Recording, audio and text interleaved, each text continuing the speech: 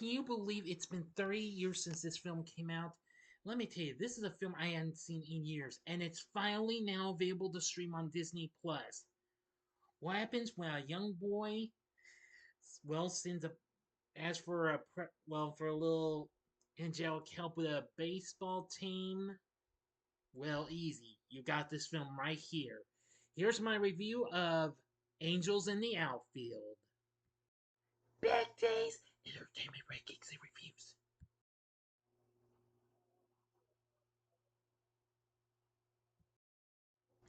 So, greetings, my fellow YouTubers. Welcome to Big D's Entertainment Rankings and Reviews.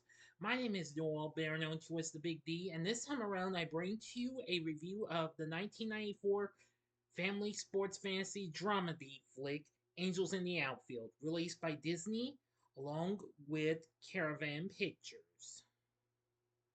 The film is a remake of the 1951 film of the same name, which I've never seen, but I just know of it. The film features a pretty good cast, including Danny Glover and Tony Danza, plus Christopher Lloyd, and features several future stars, including Joseph Gordon-Levitt is one of the leading characters, Adrian Brody, Matthew McConaughey, and Neil McDonough.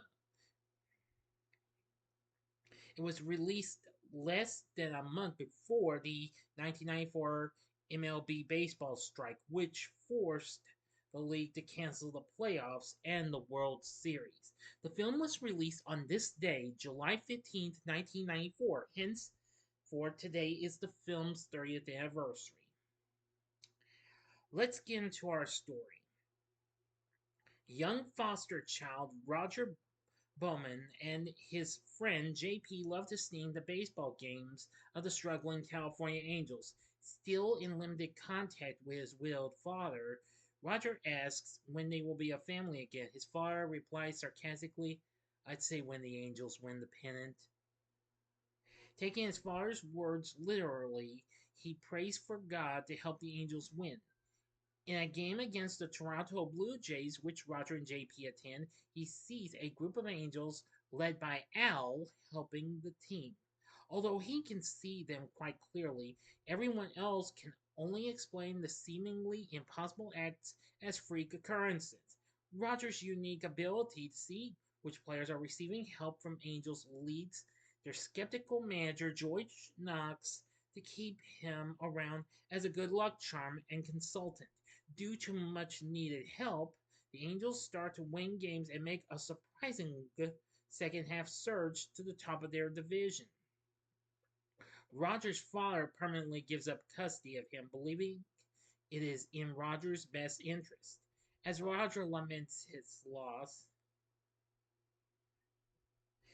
an equally distraught JP accidentally reveals to antagonistic sportscaster Ranch Wilder that Roger has the ability to see angels and that George has been winning through the advice Roger gave him.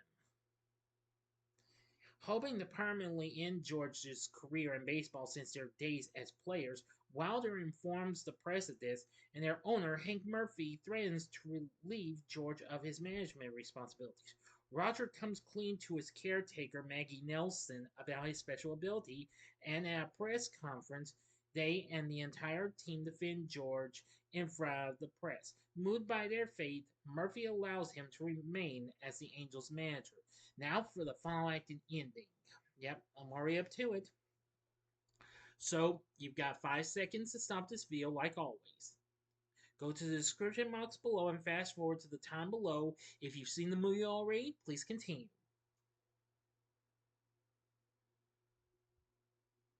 Okay, you've been warned. During the final game of the season against the rival Chicago White Sox, none of the Angels show up to help the team. Later on, Al appears to Roger and explains that championships have to be won on their own. He also says that he's here to check on pitcher Mel Clark, who only has months to live due to his years of smoking and will become an Angel himself. Mel struggles in the ninth inning, but perseveres after encouragement from George, his team, and the fans in attendance.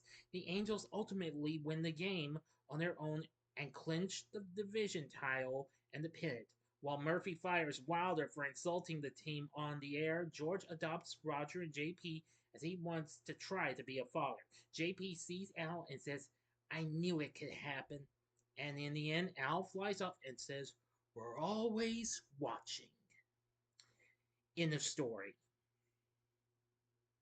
So, what did I think of Angels in the Outfield? Well, this has been a bit of a guilty pleasure since I've seen this long ago, and well, I am going to say it's good and what have you. Although the film kind of got mixed to bad response when it came out, though. But anyway, the film did fine. Was a modest hit, making 50 million at the box office domestically against its $31 million budget. The film sits at a mere 32% on Rotten Tomatoes, saying it's a queasy mishmash of poignant drama and slapstick fantasy. The film strikes out as worthy family entertainment. Metacritic has a score of 44, so they're mixed or average on that. But however, Cinema Score gave the film an average grade of A. So anyway, I am going to say that Angels in the Outfield really does have a little bit of a striking feel to it. Well, I'm usually not into sports, well, and what have you, but still, since this was looked like an interesting film, I thought I'd check it out. Now, as I've said before, I have never actually seen the original film, which came out back in 1951 and starred Paul Douglas and Janet Leigh, and was released by Metro Goldwyn Mayer, and of course under license at Turner Entertainment. So that means Warner Bros. Has distributed this and what have you. Now I've never seen it though, but if I ever encounter it one day, I will certainly look into it. Anyway, after this, there will be two made-for-TV sequels: Angels in the End Zone, which I do recall I've seen one time, but I never saw the other one, which was, well, hang on a second, let me check. Angels in the End Zone came out in, well, premiered in 1997, which of course Christopher Lloyd did return, and then 3 years later another one followed with Angels in the Infield, which unfortunately, well, yeah, Christopher Lloyd did not appear in this one. This had Patrick Warburton plus several others, David Allen Greer. Yeah, unfortunately, I have never actually seen that one though. I've seen the other one though, which of course that was dealt with football. Now, the film was directed by William Deere, who had recently directed Harry and the Hendersons. After this, he'd also go on to direct Wild America, which that I have yet to review, but I intended to. Let's see. Yeah.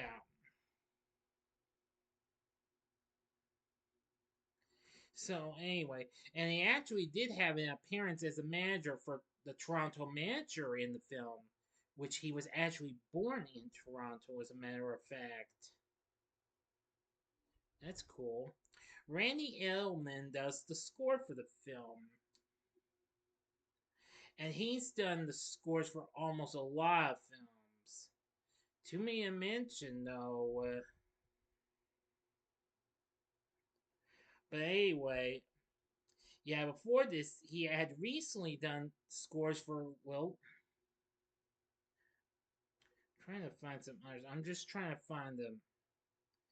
Now, of family flicks he has done the scores for include The Chipmunk Adventure, Troop Beverly Hills, and let's see, the first two Beethoven films, which that's knows. He also did the scores for films such as Ghostbusters 2, Kindergarten Cop, Drop Dead Fred, My Cousin Vinny, Dragon, the Bruce Lee story, and Gettysburg. He also went on to do the score for The Mask, a review that's coming up later on this month, and lots of other films. Oh, there's so many. While You Were Sleeping, The Indian in the Cupboard. Oh, the list goes on.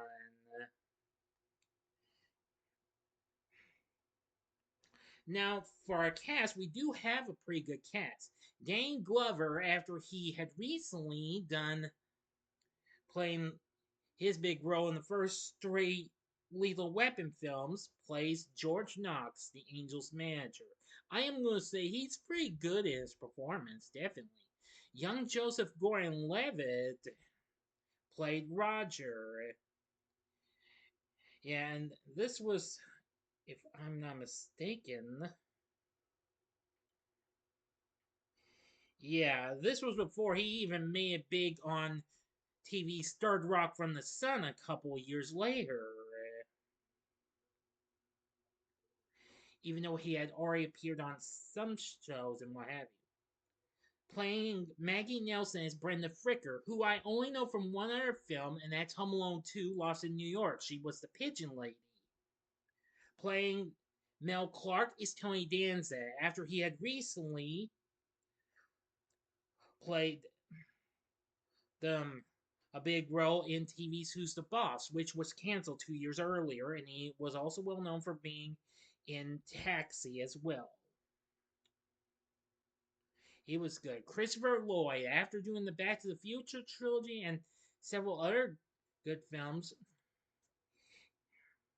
he plays Al. And I must admit, he's really good in his performance. Ben Johnson, who I do know that is, he was a pretty big star in Western films and what have you.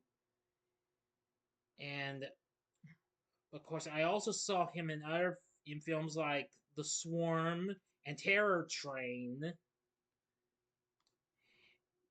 And of course, he plays the role of Hank Murphy. Ranch Wilder is played by J.O. Sanders. Yeah, he's pretty funny at times. He recently appeared in films like Glory and JFK. Yeah, so I'm gonna say he was pretty good. And Milton Davis Jr. played JP. I liked his performance. Now, for other parts of the Angels team, Taylor Negron played David Vid, the team assistant.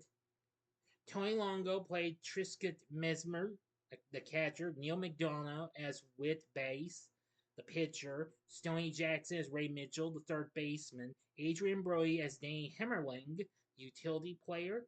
Tim Conlon as Wally, the color commentator. Matthew McConaughey as Ben Williams, the outfielder. Israel Warbe, if I mispronounced that, I apologize, played Jose Martinez, the second baseman. And Albert Garcia played the shortstop of the team, Pablo Garcia. Oh, here's more. O.B. Bams played Maple, another player, which we see early on. Mark Cole as Norton, an outfielder, and Mitchell Page as Abascal, the first baseman. And Dermot Mulroney played Roger's father, Mr. Bowman.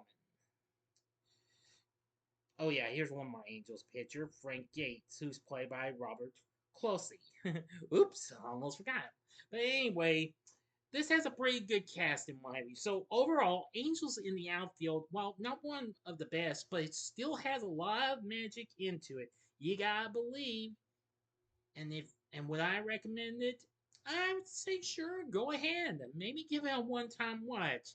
You might like it. It could happen. Which, of course, if everyone's seen it, that's a very popular little line from that. Anyway, it has been on physical media for many years. Just more recently today, Disney Plus now has it on their streaming service, which you can now check out to commemorate the film's 30th anniversary. So that's good. If you never owned this film, you've been wanting to see this for some time, then Disney Plus will be your place for it. So, what did you think of Angels in the Outfield? Like I said, it has a pretty good cast. The story's pretty good. It has some pretty fun moments and what have you, and the score's pretty good too. So, again, check it out. What did you think of the film? Tell me in the comment section below. If you like this video, click the like button, subscribe, and be a part of the Big D Nation. Continue to help support my channel. Make it grow and make the views grow. Again, I can see it's that you're already helping it. You're already helping most of my videos do better and what have you. Anyway, we're going to have a very special video coming up next time. I won't tell you what it is, though, but it's going to be a very special one. Okay, enough said.